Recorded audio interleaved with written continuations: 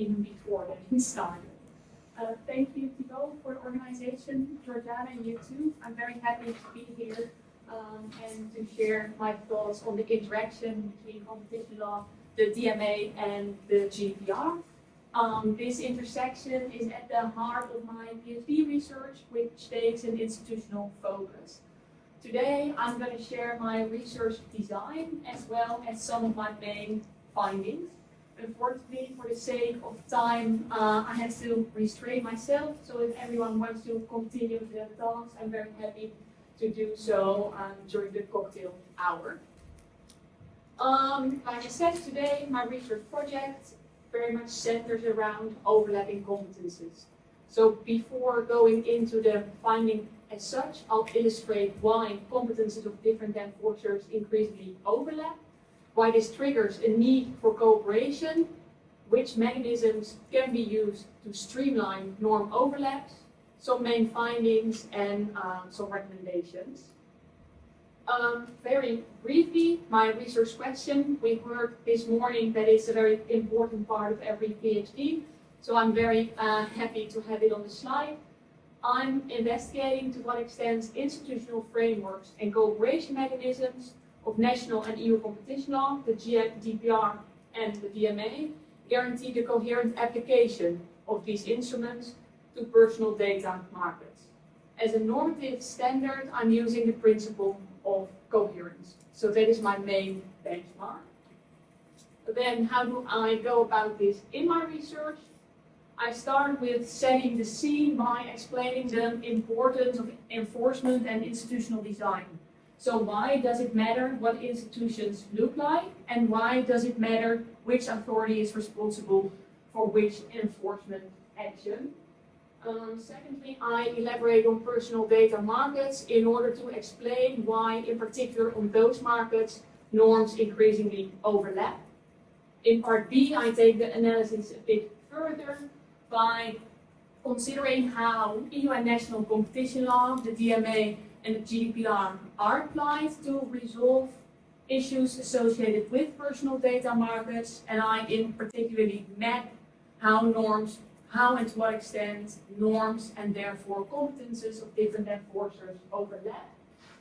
And in the last part, which will be the focus of my presentation for today, I zoom into mechanisms of cooperation and coordination in order to find out whether we do streamline sufficiently. Today, I'm going to skip the groundwork. We've heard quite a lot about digital markets yet, so that's something I'm going to skip for today. What I do briefly would like to highlight is the main drivers. Why do we have those overlapping competences? Considering the instruments I investigated in my research, I distinguished two main drivers. Firstly, we see that personal data markets and the worries about those markets trigger a lot of new regulation. We have the DMA, DSA, AI Act, Data Governance Act, etc., etc. Those new subfields of law don't always fit within well-established categories, such as competition law, sectoral regulation, human rights regulation. And for this reason, new subfields of law are emerging. The DMA is, for example, very difficult to position within the regulatory framework as we know it within the EU in the past few decades. Secondly, and this dynamic is more relevant in the context of the GDPR, enforcers tend to go beyond their own field. What we see in Meta Bundeskartellamt is that the German competition authority relies on data protection considerations in order to establish an abuse of dominance. If this happens, a competition authority integrates or internalizes GDPR considerations, thereby clearly creating a new overlap of norms. Those are the two main dynamics. In relation to those main drivers or dynamics, we find two manifestations. In the first place, norms can apply in parallel.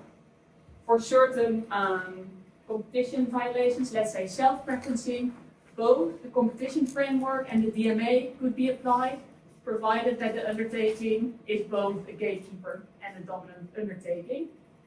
At the same time, and more related to the enforcers going beyond their own field, we see that different enforcers internalize other norms.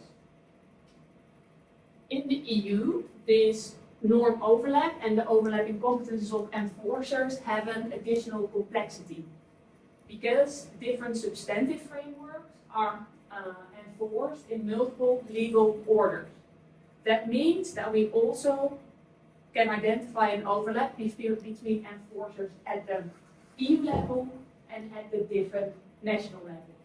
We have the Commission, the national data protection authorities, national competition authorities, the Commission in its capacity as DMA enforcer, the Commission in its capacity as competition law enforcer, etc., etc.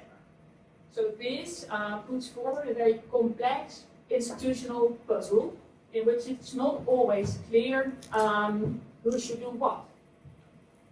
Is this problematic per se? I don't think so. Norm overlaps and competence overlaps have the potential to foster synergies. The fields of law can strengthen each other and are often considering certain problems in the market from a different perspective. So they're not problematic per se, but they come at a certain risk. First of all, there's a risk of incoherencies. If a competition authority, for example, takes on board data protection considerations, but interprets those concepts differently from the data protection supervisor, we find a clear incoherency. At the same time, parallel proceedings, if focusing on the precise and exact same behavior, can result in an undue expenditure of regulatory resources, which is problematic, especially in light of the points Martijn Snoek made this morning, where he said that those financial constraints put serious limitations on the possibility to enforce effectively, in particular on those very complicated personal data markets. This means that we need mechanisms in order to determine who should do what. If we have those overlaps, which authority should take action, and if authority A takes action, what does this mean for the competences of authority B? In my PhD project, I identified two main mechanisms. I separate between more substantive mechanisms and institutional mechanisms. Substantive mechanisms determine to what extent frameworks can coexist. What are we looking at if considering those substantive mechanisms? Mostly norms of preemption and hierarchy of norms. Preemption is, the principle of preemption originates from the US, but it's also really relevant to assess EU law, because if, for example, the EU legislator harmonizes a certain area, it preempts the possibility of the member states to adopt regulation in this same area.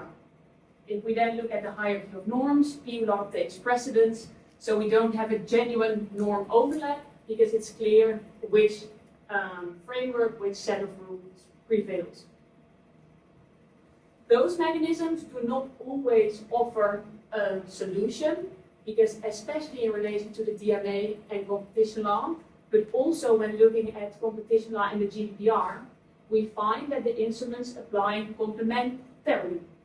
They don't want to limit each other's application, but they're rather strengthening each other. And to foster this complementary relationship, we need other mechanisms, namely institutional mechanisms for cooperation between different authorities.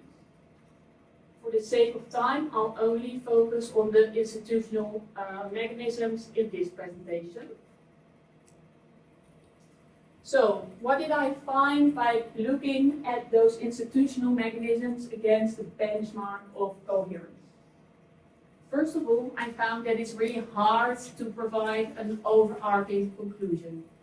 The mechanisms are very context dependent, and the relationship between national competition authorities and the EU, European Commission, is much different than the relationship between competition authorities and data protection authorities, particularly in the interjurisdictional context. Within EU competition law, we find a rather well-functioning mechanism and a clear form, the European Competition Network. There is, of course, room for improvement and for further synergies, but if we look at it from a coherence perspective, at this point of time, there are mechanisms available to streamline the overlap between the Commission's and NCA's competences. In the DMA, we have very clear mechanisms for the exchange of information. The Commission can take over certain cases, etc., etc. What is the biggest risk here is that it's not always certain what happens if important obligations to cooperate are violated. For the ECN and according to the Commission, information is the lifeblood of the network.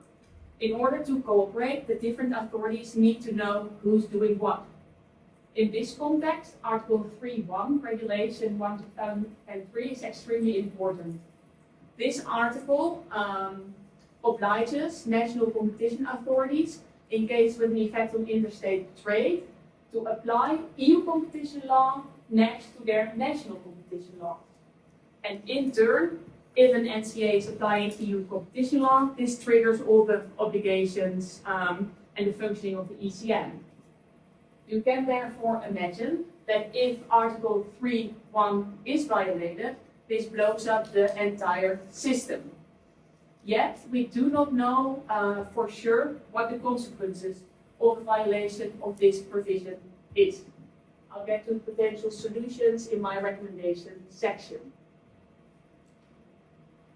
Considering competition law and the DMA, we find very similar problems. We have clear mechanisms which are visibly inspired by competition law. Also here, there are certain challenges, despite the fact that the overall system seems to work well. Firstly, we're using an interdisciplinary competition law forum for cross-disciplinary cooperation. The DMA is not considered to be part of the competition law framework, but still we're cooperating in a framework for competition law. That's a bit odd. At the same time, we find similar problems relating to the consequences of violations of important procedural provisions. If we consider the competition law and GDPR intersection, the problems are much more serious. Here we find that there is a clear need for cooperation. In the Meta Bundeskartellamt case, which I referred to before, the European Commission very explicitly stresses that there is a need for a competition authority integrating GDPR considerations to coordinate with the relevant data protection authorities. This can be a data protection authority in the own member state, which is usually not very problematic. In the Netherlands, for example, there are quite efficient mechanisms for cooperation between the ACM and the Dutch Data Protection Authority.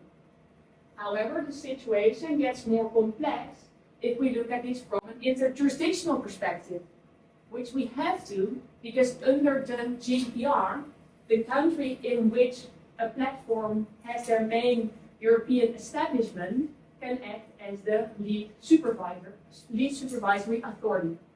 In practice, this means that the Dutch or the German authorities have to cooperate with the Irish authority. And therefore, we have no mechanisms whatsoever in place. The European Court of Justice falls back on the principle of sincere cooperation and derives concrete obligations to cooperate from this more general principle of EU law. Still, many open questions and problems remain. There is, for example, no forum available to realize this type of cooperation, and also, most problematically, not a legal basis to exchange information, including confidential information. And there we really see a friction, because authorities do have to cooperate, but they cannot exchange information in order to coordinate. That's a big gap. Then, what are the solutions? In the context of violations of cooperative obligations in the context of competition law and the DMA, some authors propose that decisions adopted in violation of Article 3.1 Regulation 1/2003 should be automatically null and void. I don't agree. In my view, this is a procedural element and therefore, in principle, a matter of national law, provided that the principles of equivalence and effectiveness are met. In a recent study of the Commission, it was also found that violations of those obligations happen, but are not commonplace. Therefore, at this point of time, harmonization is, in my view, not necessary.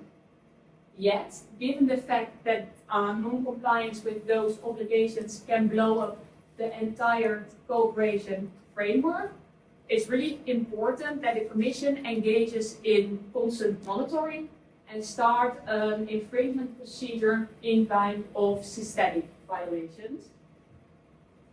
Like I said before, the problem of the competition law GDPR intersection is much bigger.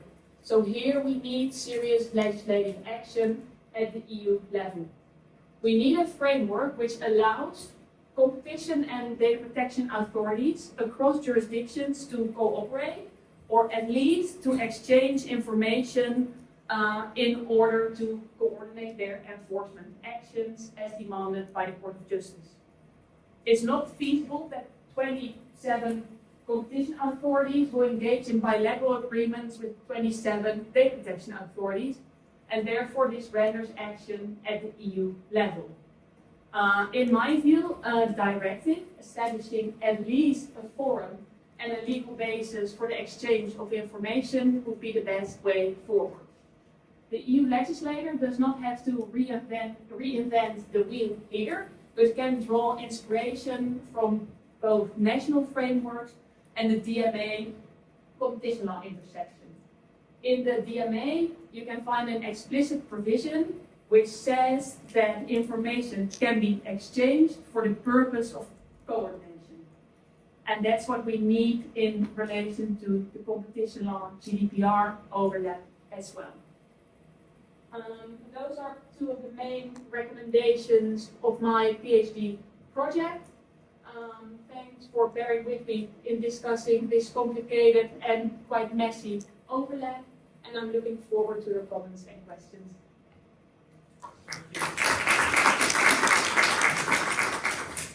Georgiana, you are first.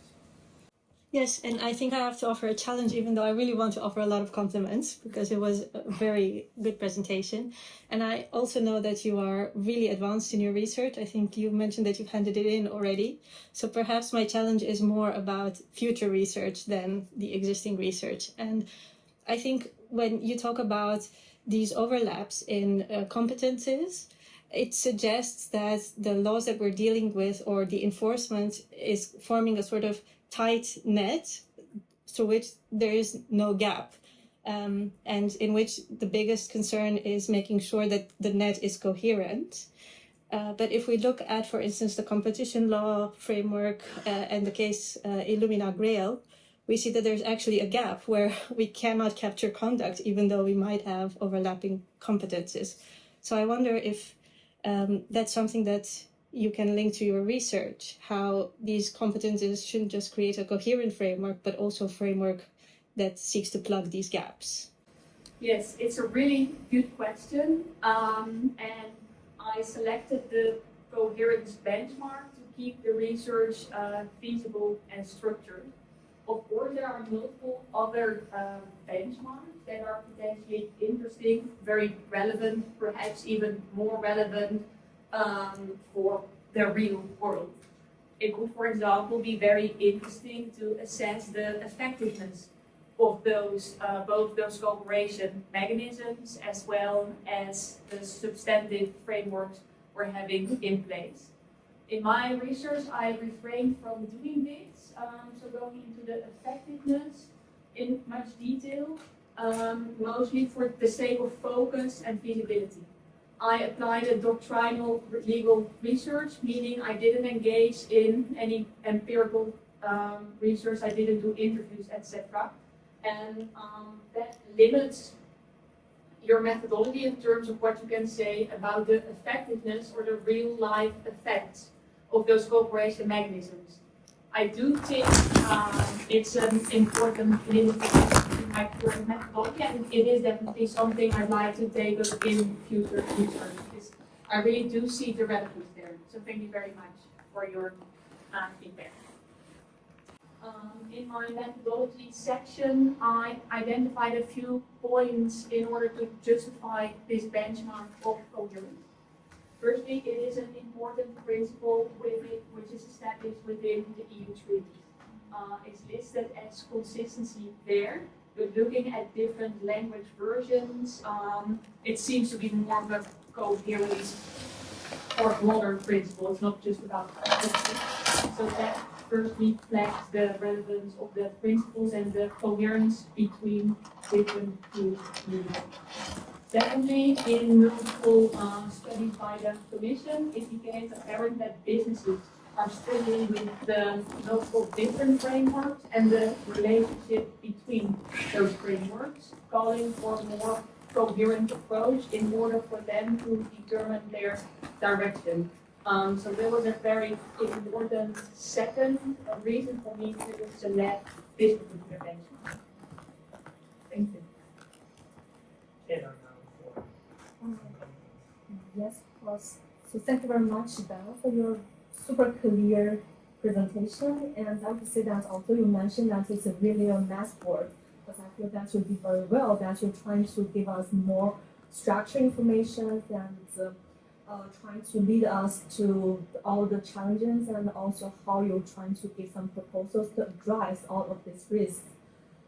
For example, in your presentation, you are not only trying to let us know where are these overlaps happens, for example, between the regulations and also between the role of institutions, but you're also trying to give us a clear understanding of this kind of overlaps, how they will create risks, and also this kind of risks and of problems, how we could address it. So you give very clear structure here.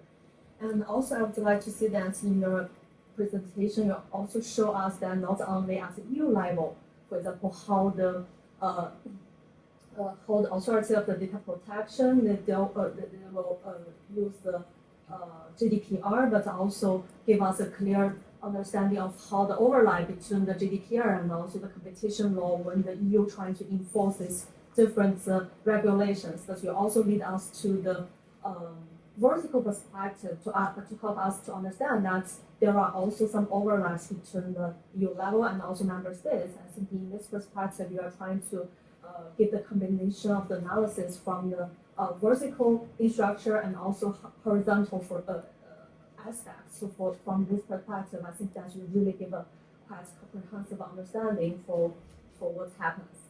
So thank you very much. Thank you. Do we have questions, comments? Bob? Yes. Almost 10 years ago, I wrote a book about the coherence in EU competition law. That's a long time ago, so I don't remember exactly what kind of concept of coherence I used. I knew I used it. So I was interested in your concept because you said something about it not much. Yeah. So you focus more on no conflicts, but there may be other aspects that are relevant. And I'm also wondering, is there a difference if you look at coherence within a field like competition law or coherence between fields, and ultimately what are the implications of your concept of coherence for the kind of remedies that you are proposing? Yeah. Very interesting question. Thanks a lot. In my operationalization of the coherence criterion, I built on your research. So I took your definition as a starting position, in which you break it down in 3 main points. Firstly, the consistency, so the absence of conflicts between norms. That's the start, but it's not enough. Secondly, I'm looking to what extent the norms propose a unified goal and whether they contribute to a set of identifiable principles or objectives. I try to make the criteria a bit more concrete by combining your framework with the framework of Kress, who wrote on the coherence of a legal theory. But in an adjusted form, you can use his criteria very well to assess the relationship between different sets of norms. Because what he proposes is, first of all, the way the overlaps are streamlined should be complete and comprehensive. So there should be no gaps available. If we look at this competition law GDPR relationship, we find a very clear gap. So there I conclude that it's not coherent. A second thing I'm researching, but that relates more to substantive mechanisms, so I didn't go into this today, is the question to what extent the relationship between different norms is well articulated. And this means that the framework is only coherent if there are mechanisms available to resolve clashes. Here I found some problems in relation to national and EU competition law, because, and now it's getting a bit technical perhaps, I'll try to be brief. The relationship between EU and national competition law is articulated in Article 3.2 Regulation 1/2003. And this lays down a very complicated system of classification in order to determine to what extent EU competition law leaves room for additional national competition laws, particularly in the field of Article 102 TFEU. And there I found that by relying on unclear benchmarks, such as competition law, stricter, predominantly different objectives, it is unclear to what extent EU competition law preempts national competition law. Therefore, the relationship is not well articulated, and that's a different coherence problem. You find the same problem in the DMA. Article 1.5 and 1.6 rely on the same ill-defined benchmark. You also told me that you criticize this framework a lot. Right? It's not true. Some more questions or comments? Giorgio? Very small, also very technical, I'm sorry, but you said on Article 3.1, you said what if the National Competition Authority does not obey and therefore Yeah. only applies national law? Why is that a problem? I'm just curious. It's not necessarily a problem in terms of the substantive outcome, because national competition law to a very significant extent are similar. However, there are very severe procedural and institutional consequences. If NCA, such as the Bundeskartellamt in the Meta Bundeskartellamt case, does not apply EU competition law, it means that all the procedural and institutional requirements of Regulation 1/2003 do not apply. As a consequence, the Commission and other competition authorities cannot exercise their influence over the decision, and that's particularly problematic in case of controversial theories of harm. Right, I offer one comment, suggestion. So you're nearly finished with the PhD, and for the others in the room, you'll see that the relationship you have with your subject while nearing the end of the PhD can be complicated. And sometimes you don't necessarily want to do more research in that exact field, it may be the case, but it's always of course, nice to build on your expertise. So something that I thought you could do is to have a look at how non-competition tools, and I have here in mind the AI Act, is impacting actually how competition agencies collaborate with others.